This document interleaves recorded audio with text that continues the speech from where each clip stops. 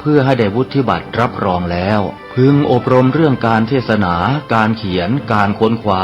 ซึ่งอาจจะเป็นเรื่องเฉพาะตัวแต่ก็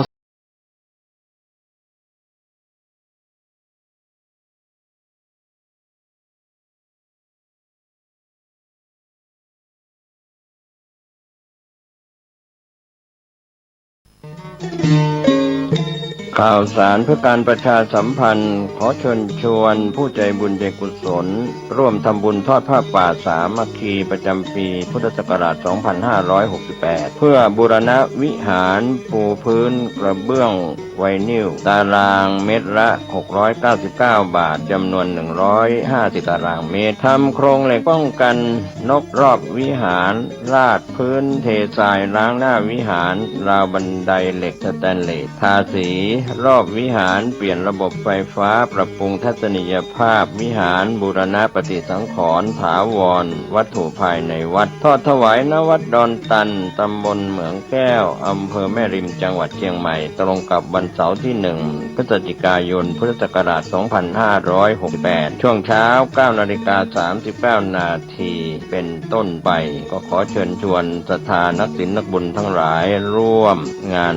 บุญทอดผ้าป่าสามัคคีครั้งนี้เพื่อบูรณะวิหารปูพื้นกระเบื้องไวนิลรวมไปถึงทำโครงเหล็กป้องกันนกรอบวิหารราดพื้นเททรายร้างหน้าวิหารราวบันไดเหล็กสแตนเลสทาสีรอบวิหารเปลี่ยนระบบไฟฟ้าปรับปรุงทัศนียภาพวิหารบูรณะปฏิสังขรณ์ถาวรวัตถุภายในวัดดอนตันตำบลเหมืองแก้วอำเภอแม่ริมจังหวัดเชียงใหม่เสาร์ที่1พฤศจิกายน 2568 นี้เชิญท่านร่วมงานร่วมบุญร่วมบริจาคได้บุญได้กุศลโดยทั่วหน้ากัน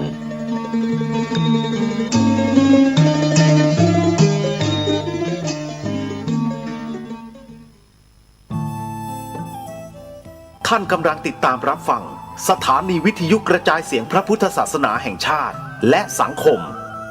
คลื่นเพื่อการศึกษาพระพุทธศาสนาและวัฒนธรรมระบบ FM 104.5 เมกะเฮิรตซ์รายการต่อไปเป็นรายการคดีโลกคดีธรรม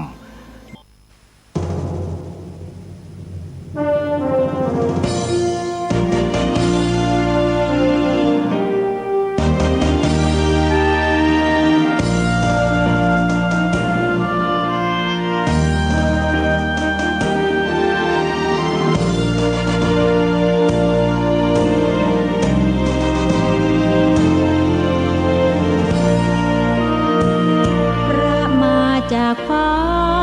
มหาสเวทสวรรค์มาคุ้มครองชีพเชิดชัน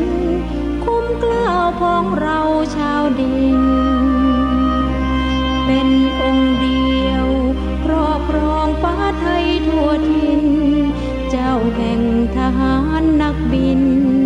องค์เดียวหนึ่งในโลกานักบินเจ้าฟ้า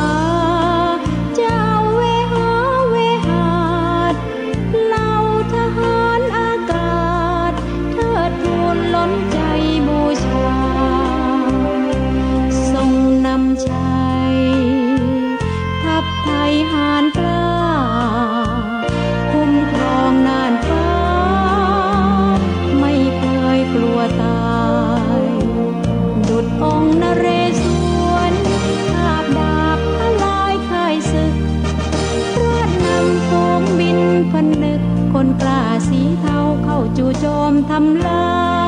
ยทรงนำเอฟฟ้าประดุจครุฑกาชาติชัย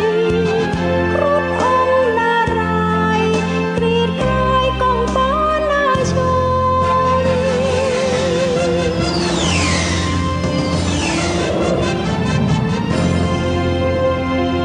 ทรงพระเจริญชน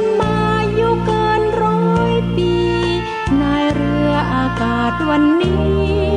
มีเกียรติศักดิ์ศรีนิยมทหารอากาศพร้อมพลีชีวาทุกกองทุกกรมน้อมเกล้าถวายบังคมองค์พระบรมในจักรีจอมไทย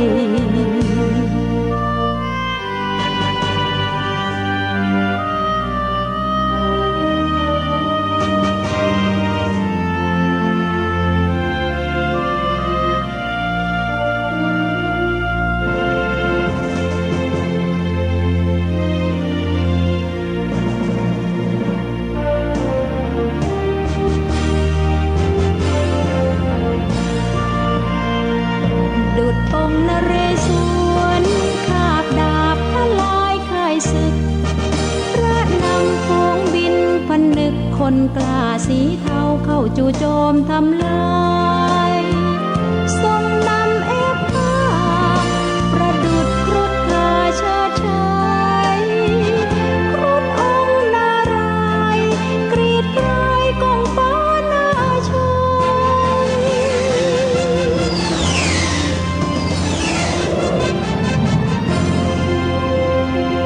ทรงพระเจริญชนมาอยู่เกิน100 ปีนายเรืออากาศวันนี้มีเกียรติศักดิ์ศรีนิยมทหารอากาศพร้อมพลีชีวาทุกกองทุกกรมน้อมเกล้าถวายบังคมองค์พระบรมในจักรีจอมไทยทรงพระเจริญทรงพระเจริญทรงพระเจริญ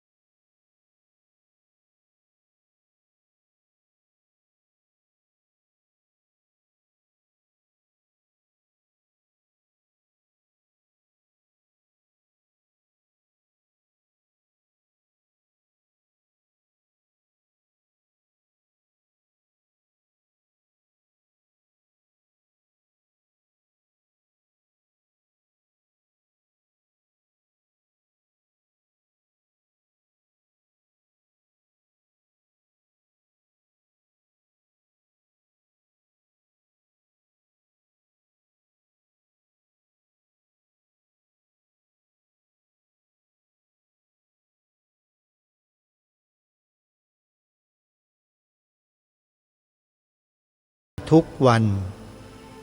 และยังสามารถฟังรายการธรรมะสาระที่ดีๆมีประโยชน์อีกเป็นจำนวนมากจากสถานีวิทยุพระพุทธศาสนาแห่งชาติที่รวมกันอยู่ในแอปพลิเคชันเดียวกันนี้48สถานีซึ่งมีเนื้อหาสาระธรรมะดีๆไว้บริการให้สาธุชนได้เลือกรับฟังกันได้อย่างอิสระตลอด24ชั่วโมงและสามารถรับฟังได้ทั่วทุกพื้นที่ของประเทศไทยไม่ว่าท่านจะเดินทางไปที่ไหนพกโทรศัพท์มือถือที่มีแอปพลิเคชันดังกล่าวนี้ไปด้วยท่านสามารถเปิดรับฟังได้ทุกที่ของประเทศไทยและแม้แต่ทั่วโลกนี่คือนวัตกรรมที่ครูบาอาจารย์ของเราได้สร้างสรรค์ขึ้นมาพัฒนาขึ้นมาเพื่อบริการพวกเราชาวพุทธที่มีความสนใจใฝ่ธรรมก็จะสามารถศึกษาเรียนรู้ธรรมะได้อย่างสะดวกและง่ายที่สุดขอเชิญชวนทุกท่านได้มีส่วนร่วมในการเผยแพร่แอปพลิเคชันดังกล่าวนี้ให้กับญาติธรรมพี่น้องเพื่อนมิตรสหายของเราด้วยกันใครบอกต่อคนนั้นได้บุญไปด้วยวันนี้ทางรายการก็ยังคงปรารภถึงเรื่องแนวพระราชดำริพระบรมราโชวาทพระราชปณิธานต่างๆขององค์บุรพมหากษัตริย์ไทยของเรา ซึ่งยังมีความรู้อีกบางเรื่องที่ตกหล่นไปก็จะได้นำมาเสริมเติมเต็มกันในวันนี้โดยเฉพาะเรื่องของการที่องค์พระบาทสมเด็จพระปกเกล้าเจ้าอยู่หัวรัชกาลที่7ทรงมีพระราชวินิจฉัยเรื่องการเปลี่ยนแปลงการใช้ธงชาติในรัชสมัยของพระองค์ท่านวันนี้ได้ค้นพบข้อมูลแล้วเดี๋ยวจะนำมาอ่านให้สาธุชนได้ฟังว่าองค์พระบาทสมเด็จพระปกเกล้าเจ้าอยู่หัวเมื่อทรงมีพระราชวินิจฉัยเรื่องการเปลี่ยนแปลงการใช้ธงชาติในรัชสมัยของพระองค์นั้นทรงมีพระราชวินิจฉัยตัดสินพระราชหฤทัยอย่างไรจนเป็นที่มาของการใช้ธงไตรรงค์มาถึงวันนี้ท่านผู้ฟังอันนี้ถือว่าเป็นเรื่องใหญ่และเป็นเรื่องที่คนไทยทุกคนจะต้องให้ความสำคัญมากเพราะคือสัญลักษณ์อัตลักษณ์ของประเทศชาติบ้านเมืองไทยของเราตรงนี้เราต้องสนใจนะท่านผู้ฟังเพราะมันเป็นเรื่องของประเทศของเราจริงๆเดี๋ยวสักครู่หนึ่งในช่วงต่อไปจะได้อัญเชิญมาอ่านให้สาธุชนได้ศึกษาเรียนรู้และทำความเข้าใจร่วมกันเบื้องต้นนี้ขอเรียนเชิญเจริญพรสาธุชนรับข่าวสารงานบุญที่จะแจ้งให้กับสาธุชนทุกท่านได้ทราบนั่นก็คืองานบุญกฐินและงานบุญปิดโครงการเที่ยววัดทำบุญเฉลิมพระเกียรติซึ่งจะจัดให้มีขึ้นที่วัดพระธาตุขามแก่นในวันที่21กันยายนนี้ถ้าหากใครสนใจที่จะเดินทางร่วมบุญก็สามารถติดต่อได้ที่ผู้ดำเนินงานนั่นก็คือวัดศรีอุดมวงศ์นั่นเองก็ถือโอกาสนี้ประชาสัมพันธ์ให้ทราบเลยนะว่าในวันอาทิตย์ที่21กันยายนนี้วัดศรีอุดมวงศ์ได้จัดกิจกรรมปิดโครงการเที่ยววัดทำบุญเฉลิมพระเกียรติที่จังหวัดหนองบัวลำพูและจังหวัดขอนแก่นทั้งสองแห่งนะโยมนะใครจะร่วมเดินทางไปกับคณะก็สามารถติดต่อแสดงความจำนงได้ที่หมายเลขโทรศัพท์089-840-4968วัดศรีอุดมวงศ์ท่านอาจารย์พระครูอุดมวรานุวัตรพาพวกเราเนี่ยทำความดีอย่างต่อเนื่องไม่เคยหยุดพวกเราก็เหมือนกันนะญาติโยมชาวจังหวัดเลยถ้าเราไม่ช่วยกันนะโยมพระพุทธศาสนาเราเนี่ยจะยืนหยัดต่อไปในอนาคตได้ไม่ไกลและไม่ยาวนานนะเพราะฉะนั้นอย่าท้อถอยในการทำคุณงามความดีโยมช่วยกันนะก็ติดต่อขอร่วมเดินทางไปนะโยมส่วนงานบุญกฐินนั้นที่จะแจ้งประกาศให้สาธุชนได้ทราบมีดังต่อไปนี้บุญกฐินวัดป่าจริยธรรมตำบลนาดอกคำอำเภอนาด้วงจังหวัดเลยวันที่8ตุลาคมวัดหนองกายตำบลสันป่ายางอำเภอแม่แตงจังหวัดเชียงใหม่วันที่11ตุลาคมวัดบ้านปลาคูนตำบลท่าหาดยาวอำเภอโพนทรายจังหวัด101วันที่11-12ตุลาคมวัดศรีอุดมวงศ์ตำบลศรีสงครามอำเภอวังสะพุงจังหวัดเลยวันที่18-19ตุลาคมวัดอารามมงคลตำบลยางตลาดอำเภอยางตลาดจังหวัดกาฬสินธุ์วันที่24-25ตุลาคมและใหม่ล่าสุดวัดสวนป่าดอนยานางตำบลดอนสมบูรณ์อำเภอยางตลาดจังหวัดกาฬสินธุ์ของพระอาจารย์ปลัดเดชานะกำหนดวันเรียบร้อยแล้วโยม25-26ตุลาคม ต่อเนื่องจากวัดอารามมงคลเลยเท่ากับว่าปีนี้จังหวัดกาฬสินธุ์ได้ทำบุญกฐิน2 แห่งคือวัดอารามมงคล 24-25 ตุลาคมพอเสร็จแล้วไปต่อที่วัดสวนป่าดอนยานางที่ตำบลดอนสมบูรณ์อำเภอยางตลาดจังหวัดกาฬสินธุ์ของพระอาจารย์ประหลัดเดชาได้เลยนะ25-26 ตุลาคมจากนั้นวัดสามชุกตำบลสามชุกอำเภอสามชุกจังหวัดสุพรรณบุรีงานบุญกฐินวันที่2 พฤศจิกายนและมีบวชเนกขัมมะต่อเนื่องด้วยถึงวันที่5 พฤศจิกายนวัดฝายหินตำบลสุเทพอำเภอเมืองเชียงใหม่ก็ดีวัดในคลื่นสีขาวเพื่อชาวประชาก็ดีญาติโยมคอยติดตามรับฟังทางสถานีวิทยุวัดฝายหินนะโยมนะครูบาอาจารย์ที่ท่านมาจัดรายการวิทยุจะแจ้งประกาศให้ญาติโยมได้ทราบเป็นรายการไปและถ้าหากว่ามีข้อมูลก็จะได้แจ้งให้โยมทราบที่หน้าไมค์ตรงนี้เลยนะโยมแต่ตอนนี้ทางวัดขออภัยทางวัดฝายหินเนี่ยยังไม่ได้กำหนดวันมาแต่อย่างไรก็คอยติดตามรับฟังสถานีวิทยุวัดฝายหินนะโยมนะวัดฝายหินนอกจากจะมีสถานีวิทยุแล้วก็ยังมีระบบอินเทอร์เน็ตเรียกว่าวิทยุออนไลน์ให้ญาติโยมได้ฟังด้วยแล้วก็สามารถรับฟังทาง YouTube ที่ช่องวัดฝายหินได้ด้วยและมีอีกช่องหนึ่งทางภาคเหนือคือช่องธรรมะภาคเหนือมีครูบาอาจารย์ในล้านนาหลายรูปแสดงธรรมออกทาง YouTube หลายต่อหลายท่านน่าฟังน่าเลื่อมใสน่าศรัทธากันทั้งนั้นเลยโยมรวมถึงวัดอื่นๆที่ได้ประกาศมาเมื่อสักครู่นี้ด้วยนะทุกวัดเลยโยมมีสถานีวิทยุเปิดธรรมะให้เราฟังกันมากมายหลากหลายเป็นประโยชน์อย่างมากนี่แหละเขาเรียกว่าสื่อแมลงพึ่งหรือว่าพึ่งทั้งหลายทั้งปวงเนี่ยโยมเป็นสัตว์ปีกเป็นแมลงที่มีคุณค่าและมีประโยชน์ต่อธรรมชาติของโลกต่อมวลมนุษยชาติของเราอย่างมากขอให้เราช่วยกันส่งเสริมสนับสนุน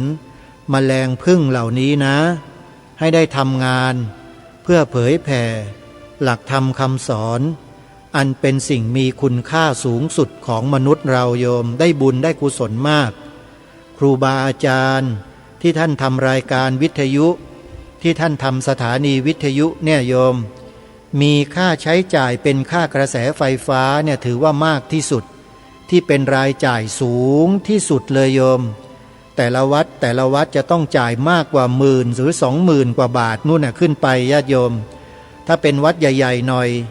มีเครื่องอุปโภคบริโภคเยอะก็ต้องใช้จ่ายเยอะขึ้นไปตามกำลังของเครื่องใช้อุปกรณ์ต่างๆเหล่านั้นนะ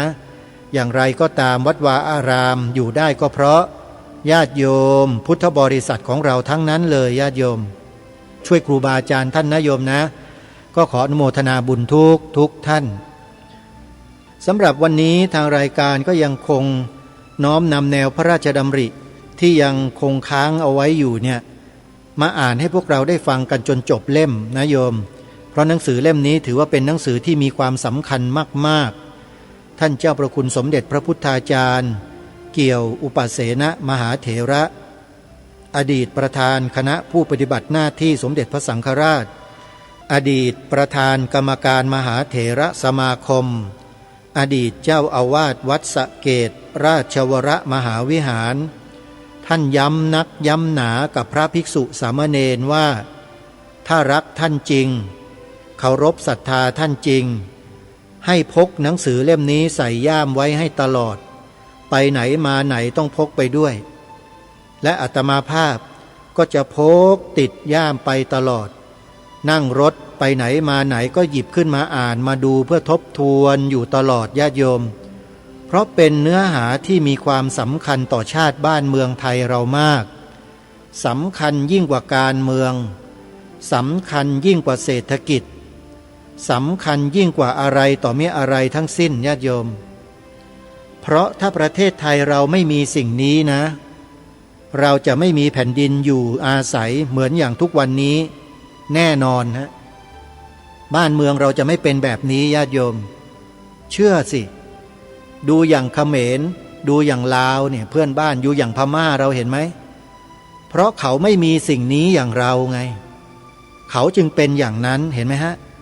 บ้านเมืองระส่ำระสายแตกแยกรบราฆ่าฟันกันอยู่ในประเทศตัวเองเกิดสงครามกลางเมืองฆ่ากันตายล้มตายกันระเนระนาด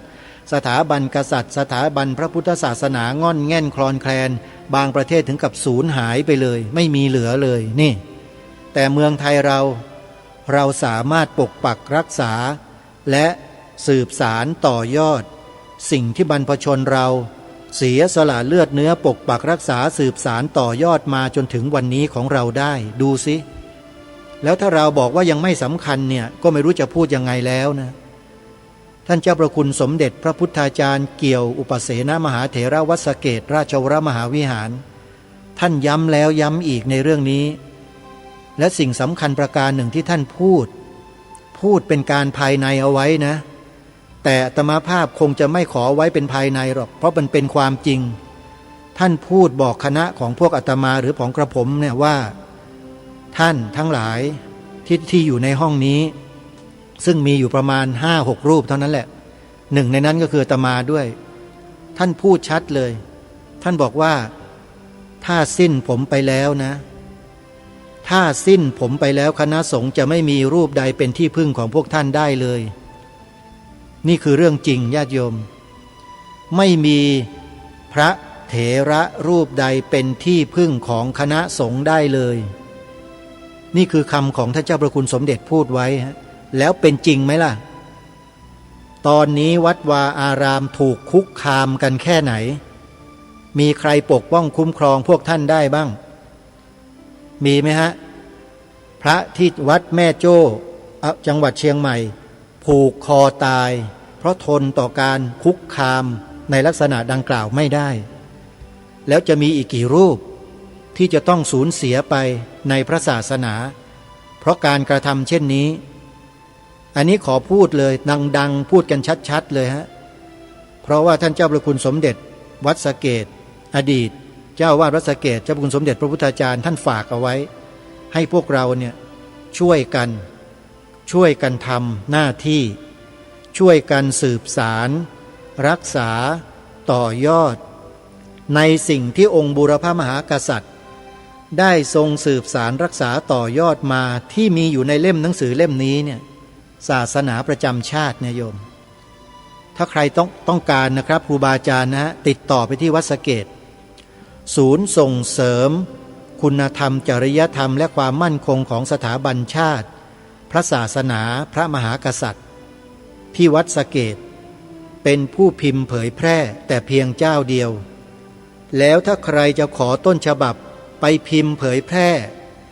วัดสะเกษยินดีอย่างยิ่งขอให้ขอเข้าไปเลยครับต้นฉบับอยู่ที่นั่นทางรายการก็ได้ขอหนังสือเล่มนี้จากวัดสะเกษที่ศูนย์ส่งเสริมมาเนี่ยจำนวนหลายร้อยเล่มแล้วก็ได้นำไปแจกในต่างจังหวัดครูบาอาจารย์หลายต่อหลายรูปเอาไว้ที่ไปเทศไปแสดงธรรมนะฮะแต่ไม่รู้เหมือนกันว่าครูบาอาจารย์ของเราเหล่านั้นเนี่ยได้เห็นคุณค่าแล้วเห็นความสำคัญหนังสือเล่มนี้หรือไม่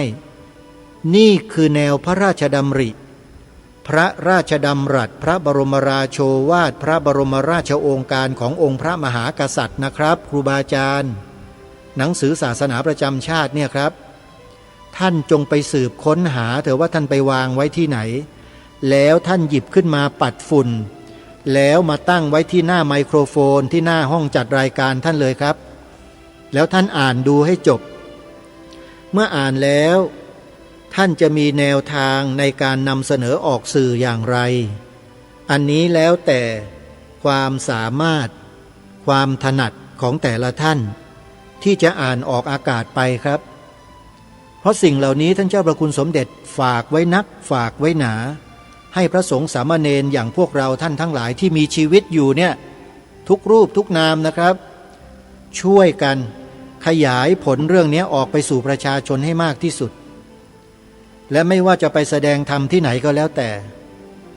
ผู้ดำเนินรายการคือกระผมและอาตมาภาพเนี่ยนะโยมจะนำหนังสือเล่มนี้ไปอ่านในที่นั้นๆให้กับญาติโยมที่นั่งฟังเทศฟังบรรยายอยู่ได้ฟังกันด้วยในบางโอกาสในบางกรณี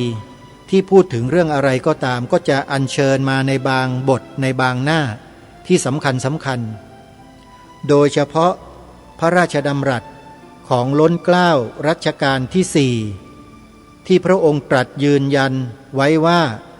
ประเทศไทยเราเนี่ยเป็นแผ่นดินพระพุทธศาสนาเท่านั้น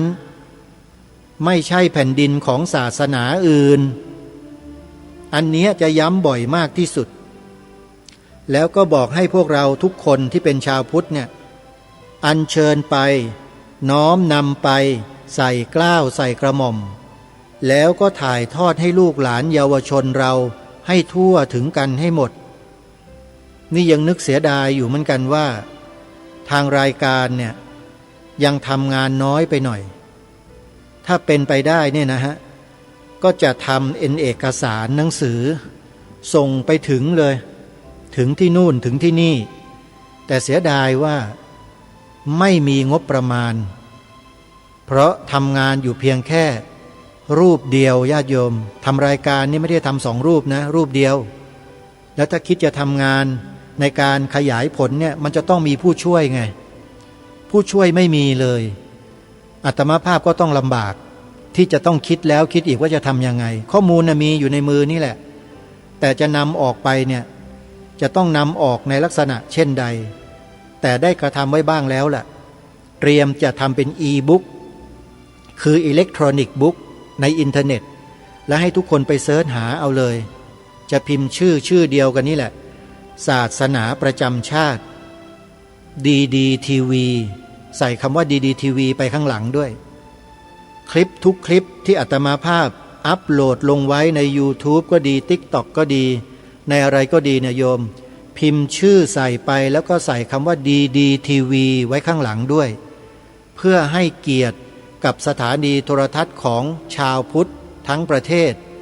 ที่กำลังหลับไหลอยู่ตอนนี้ไม่ใช่หลับไหลเพราะว่าง่วงนอนนะแต่ขาดเสบียงไม่มีเสบียงเข้าไปอุดหนุนก็เลยหมดเรี่ยวหมดแรงสักระยะหนึ่งแต่เชื่อว่าถ้ามีเสบียงเข้าไปสนับสนุนเนี่ยสถานีโทรทัศน์ดีทีวีช่องนี้ก็จะตื่นฟื้นขึ้นมาทำหน้าที่ต่อไปเหมือนเดิมเพราะฉะนั้นญาติโยมสถานีโทรทัศน์ดีทีวียังไม่ได้ปิดนะใครที่เคยเป็นแฟนรายการสถานีโทรทัศน์ช่องนี้โยมให้โทรศัพท์ไปติดต่อที่เบอร์ที่โยมจดกันเอาไว้อะ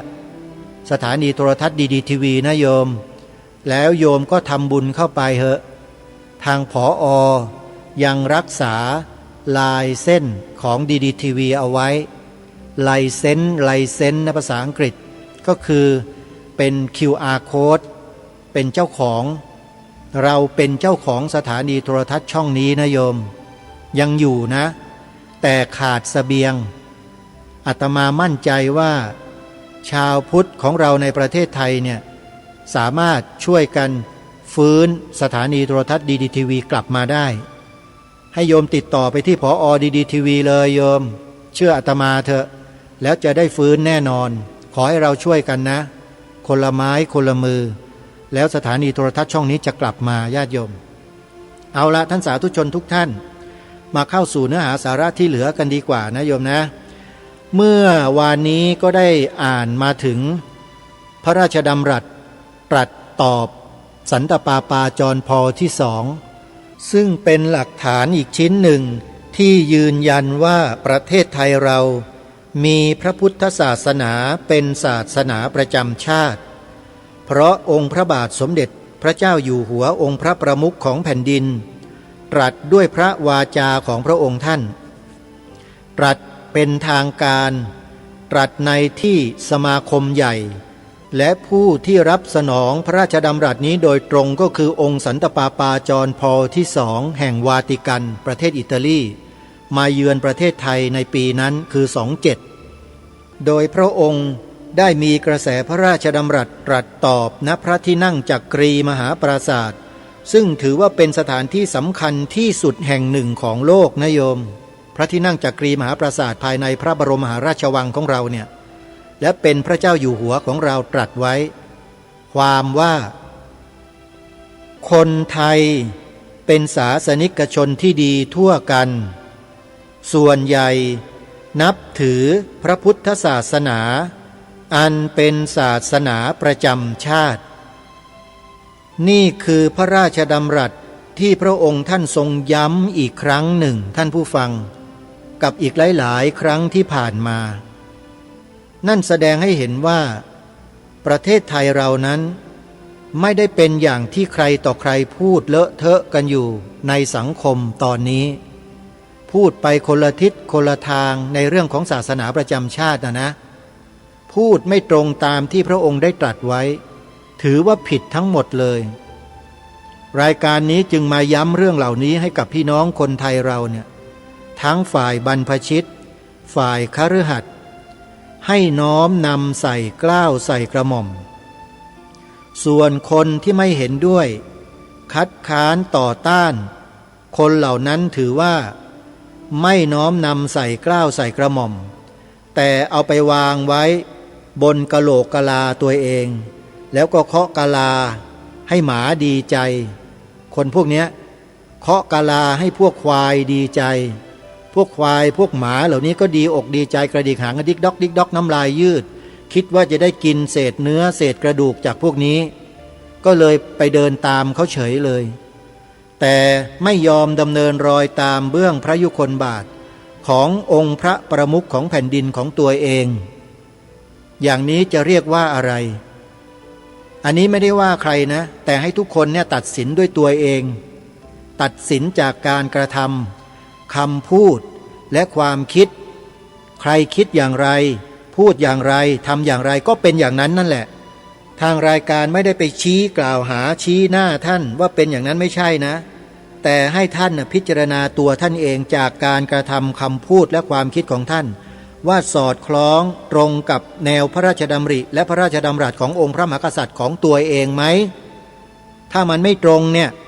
คุณก็ตัดสินใจตัวคุณเองไม่มีคนอื่นเข้าไปชี้ว่าคุณเป็นอย่างนั้นหรอกอย่างทางรายการเนี่ยได้นำเสนอออกไปว่าถ้าคิดพูดทำอย่างนั้นมันก็เป็นอย่างนั้นแต่ถ้าทำพูดคิดอย่างนี้ก็เป็นอย่างนี้เป็นเหตุเป็นผลไม่ได้กล่าวหาชี้ชัดลงไปว่าเป็นใครแต่พูดถึงพฤติกรรมอันเกิดขึ้นจากทวารทั้งสามคือกายกรรมวจีกรรมมโนกรรมที่แสดงออกมาเกี่ยวกับเรื่องศาสนาประจำชาติคุณแสดงอย่างไรคุณก็เป็นไปตามนั้นเข้าใจนะฮะเพราะฉะนั้นท่านสาธุชนทุกท่านทางรายการนั้นพยายามที่จะทำความเข้าใจกับพี่น้องประชาชนทุกท่านทุกคนทุกฝ่ายว่าสิ่งที่อัญเชิญมาอ่านให้ฟังเหล่านี้เนี่ยเป็นสิ่งที่คนไทยทุกคนจะต้องน้อมศีรษะแล้วอัญเชิญใส่เกล้าใส่กระหม่อมแต่ถ้าไม่ยอมใส่แล้วทำตัวเป็นพวกกะโหลกกะลาเนี่ยนั่นก็หมายความว่าคุณไม่น้อมรับเมื่อคุณไม่น้อมรับตรงนี้แล้วคุณจะเที่ยวไปแหกปากว่าเป็นคนจงรักภักดีได้หรือไม่ได้ไหมท่านผู้ฟังลองพิจารณาข้อนี้ให้ดีนะว่าคุณเป็นคนจงรักภักดีได้หรือเปล่าก็นี่แหละคือสิ่งที่เราจะต้องใช้ปัญญาพิจารณาคนเหล่านั้นด้วยไม่ใช่ว่าเห็นมียศมีตำแหน่งมีอำนาจวาสนาใหญ่โตแล้วเชื่อไปหมดไม่ได้ฮะหลักการของประเทศอาตมาบอกแล้วนะหลักของประเทศสำคัญกว่าตัวบุคคลนะอย่าเอาตัวบุคคลมาเป็นใหญ่กว่าหลักการของประเทศถ้าใครคิดอย่างนั้นก็คือฉิบหายเท่านั้นนะฮะบ้านเมืองอ่ะเอาตัวเองเป็นใหญ่แล้วมาทำลายหลักการของชาติบ้านเมืองเนี่ยไม่ได้นะยอมไม่ได้นะท่านผู้ฟังขอฝากนะครับครูบาอาจารย์ทุกรูปด้วยนะฮะเนี่ยอันนี้เรื่องสำคัญและเป็นเรื่องใหญ่มากไอ้เรื่องปลีกย่อยเล็กๆน้อยๆเรื่องสัพเพเหระไร้สาระสกปรกโสมมที่มีสื่อเขาชี้นำในสังคมอยู่ทุกวันนี้ที่พูดให้ท่านทั้งหลายได้ฟังไปเมื่อวานที่เขาพยายามจะใช้วาทกรรม สร้างให้พวกเราเนี่ยเข้าใจผิดโดยใช้คำพูดว่าพระสงฆ์เสื่อมพระสงฆ์เลววัดเสื่อมพระพุทธศาสนาเสื่อมเขาจะใช้คำนี้ใช่ไหมเหตุที่เขาพูดแบบนี้เขาอ้างว่าเพราะพระภิกษุรูปนี้ประพฤติผิดศีลโยมว่ารอหยิกนี้เหตุผลนี้มันเป็นเหตุผลที่มันสมเหตุสมผลไหมลองพิจารณาดูสิตัวบุคคลทำผิดศีลของตนเองนะคือพระสงฆ์เนี่ยทำผิดศีลตัวเองแล้วก็ไปชี้นำสังคมว่าศาสนาเสื่อมพระสงฆ์เสื่อมอะไรเสื่อมเนี่ยโยมลงพิจารณาให้ดีด้วยว่ามันใช่ไหมการใช้วาทกรรมสร้างความรู้สึกที่ผิดให้กับสังคมเนี่ยมันถูกไหมฮะทางรายการพูดไปแล้วจะไม่ย้ำมากเพราะเดี๋ยวเวลามันจะหมดไม่ได้อ่านให้ญาติโยมได้ฟังอีกทีนี้มาดูบทสรุปในช่วงท้ายนิดหนึ่งแล้วเดี๋ยวเราจะเข้าไปข้อมูลที่ได้ค้นพบใหม่แล้วจะได้นำมาอ่านให้ฟังกันนั่นก็คือพระราชวินิจฉัยของพระบาทสมเด็จพระปกเกล้าเจ้าอยู่หัวเรื่องการเปลี่ยนธงชาติของประเทศในรัชสมัยของพระองค์ซึ่งมีเหตุการณ์มีเรื่องราวอะไรหลายๆอย่างเกิดขึ้นในช่วงนั้นแล้วมีคนพยายามหรือพวกกบฏเนี่ยพูดง่ายๆไอ้พวกกบฏเนี่ยพยายามที่จะมาสร้างกระแสให้เปลี่ยนแปลงธงชาติไทยของเรารู้นะเรารู้และองค์พระบาทสมเด็จพระปกเกล้าเจ้าอยู่หัวและข้าราชบริพารที่รับใช้ใกล้ชิดก็ทรงทราบพระองค์ก็ทรงทราบว่าคนพวกนี้ต้องการอะไรต้องการจะทำอะไรกับประเทศไทยของเราพระองค์ท่านจึงให้องคมนตรีเนี่ย15 ท่านนำเรื่องนี้ไปพิจารณาโดยพระองค์ได้ทรงตั้งช้อยไว้5 ข้ออันนี้ถ้าจำไม่ผิดนะโยมเดี๋ยวเราได้ดูกันได้ฟังกันแน่วันนี้5 ข้อแล้วให้องคมนตรีลงความเห็นให้เวลา15 วันโอ้เรื่องนี้น่าสนใจมากเดี๋ยวเรามาฟังกันในช่วงต่อไปแล้วกันเดี๋ยวอ่านตรงนี้ให้จบก่อนท่านผู้ฟังนิดเดียวมาฟังกันต่อนะพระราชดำรัสและพระบรมราโชวาททั้งหลายที่ได้อัญเชิญมานี้เป็นพระราชดำรัสและพระบรมราโชวาทของพระมหากษัตริย์ที่ทรงความสำคัญยิ่งหลายพระองค์ในทุกยุคทุกสมัยได้ตรัสไว้ทำนองเดียวกันจึงเป็นหลักฐานยืนยันที่ชัดเจนว่าพระพุทธศาสนาเป็นศาสนาที่บรรพบุรุษของเราได้ยอมรับนับถือเป็นศาสนาประจำชาติและเป็นสถาบันหลักของชาติสืบเนื่องติดต่อมาการที่บรรพบุรุษของเราได้กำหนดให้สถาบันชาติสถาบันพระพุทธศาสนาและสถาบันพระมหากษัตริย์เป็นสถาบันหลักที่สำคัญนั้นทำให้เรามองเห็นถึงพระปรีชาสามารถปราดเปรื่องของบรรพบุรุษของเราเป็นอย่างยิ่งว่าสถาบันดังกล่าวทั้ง3 สถาบันนี้จะขาดสถาบันใดสถาบันหนึ่งมิได้ต่างอาศัยเกี่ยวพันซึ่งกันและกันคือ 1. สถาบันชาติเครื่องหมายของความเป็นชาติย่อมมีส่วนประกอบหลายอย่างแต่ส่วนประกอบสำคัญที่บ่งชี้ถึงความเป็นชาติได้แก่ขนบธรรมเนียมประเพณีและวัฒนธรรมอันเป็นเอกลักษณ์อัตลักษณ์ของความเป็นชาติและตามที่กล่าวมาแล้วว่าโดยที่ประเทศไทยของเราได้ยอมรับนับถือพระพุทธศาสนามาช้านานแต่โบราณทำให้ขนบธรรมเนียมประเพณีวัฒนธรรมตลอดจนเอกลักษณ์อัตลักษณ์ของความเป็นชาติไทยตั้งอยู่บนพื้นฐานความเชื่อถือทางพระพุทธศาสนาเกือบทั้งสิ้นฉะนั้นหากพระพุทธศาสนาได้รับความกระทบกระเทือนย่อมมีผลให้สถาบันชาติสั่นคลอนไปด้วยนี่คือข้อแรกซึ่งเป็นบทสรุปนะทีนี้เรามาฟังข้อ2นะ 2. สถาบันพระมหากษัตริย์โดยที่พระมหากษัตริย์ ทรงเป็นพุทธมามกะโดยกฎมนเทียนบาน และโดยกฎหมายรัฐธรรมนูญการที่ชนในชาติยังมีความเลื่อมใสศรัทธายอมรับนับถือพระพุทธศาสนาอยู่ตราบใดย่อมแสดงให้เห็นถึงการมีลัทธิความเชื่อถือที่สอดคล้องกับองค์พระประมุขมีพระรัตนตรัยเป็นสรณะสูงสุดร่วมกันอันเป็นพื้นฐานแห่งความมั่นคงที่สำคัญนี่คือบทสรุปข้อที่สองทีนี้ข้อที่สามสถาบันพระพุทธศาสนาโดยที่เนื้อแท้ของสถาบันพระพุทธศาสนานั้นมิอาจตั้งอยู่ได้โดยปราศจากความอุปถัมภ์จากองค์เอกอัครพุทธศาสนูปถัมภกและจากรัฐเพราะพระภิกษุสามเณรซึ่งเป็นองค์ประกอบสำคัญของสถาบันนี้เป็นผู้ทรงศีลเป็นผู้ขัดเกลากิเลสเป็นผู้เผยแผ่ประกาศพระศาสนาในฐานะศาสนทายาทมิได้ประกอบอาชีพการงานเยี่ยงคฤหัสถ์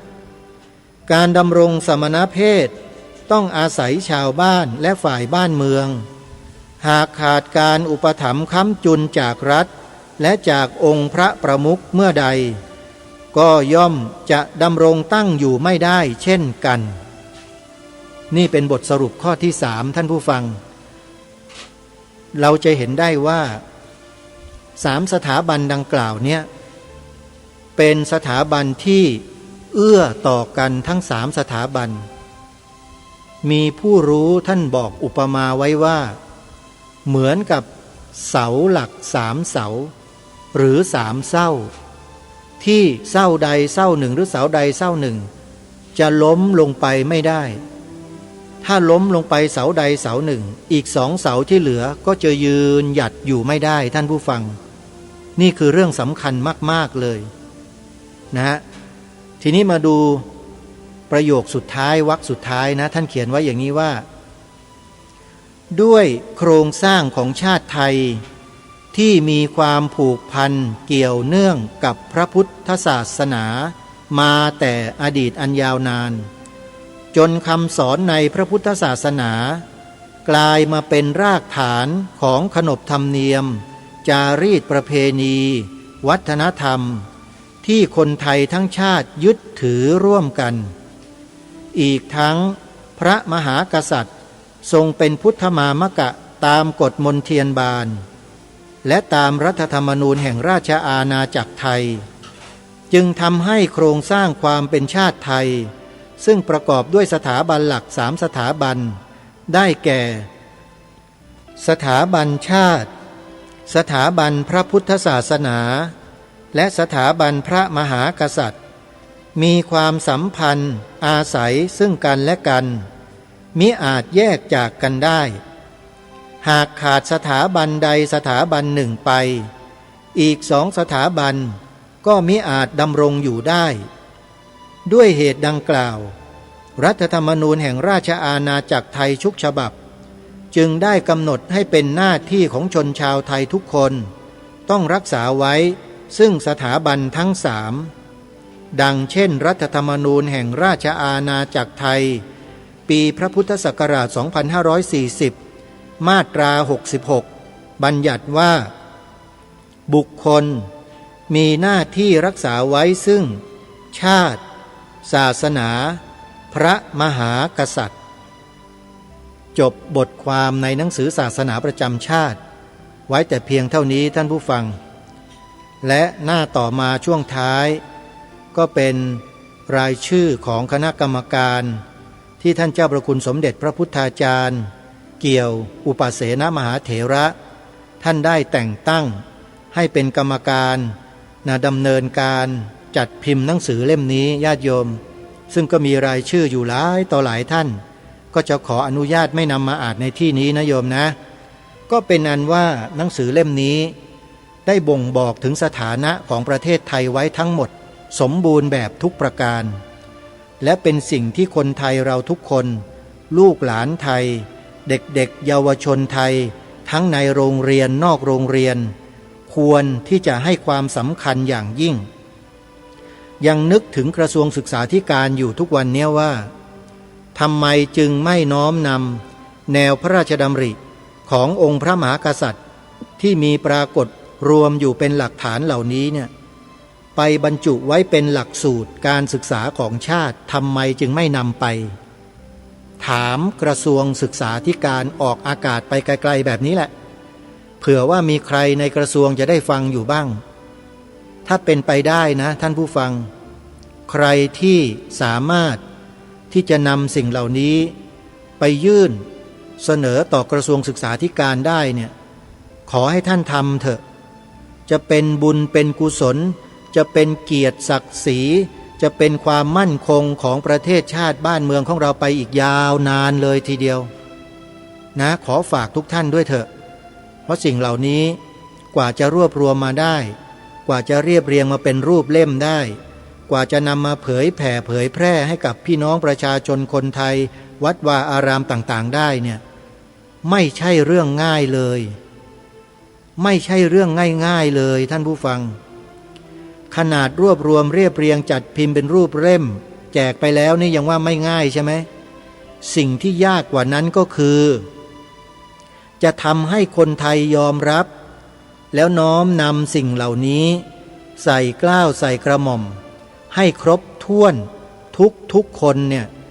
ยิ่งยากขึ้นไปเสียอีกท่านผู้ฟังยากยิ่งกว่าการผลิตหนังสืออีกนี่แหละคือสิ่งที่ท้าทายพวกเราในฐานะที่เป็นชาวพุทธด้วยกันเนี่ยว่าเราจะทำยังไงจึงจะได้น้อมนำแนวพระราชดำริพระบรมราโชวาทพระราชโองการแนวพระราชดำริเหล่านี้ไปใส่ให้กับลูกหลานเยาวชนของเราให้เกิดการยอมรับมีความศรัทธามีความเชื่อมั่น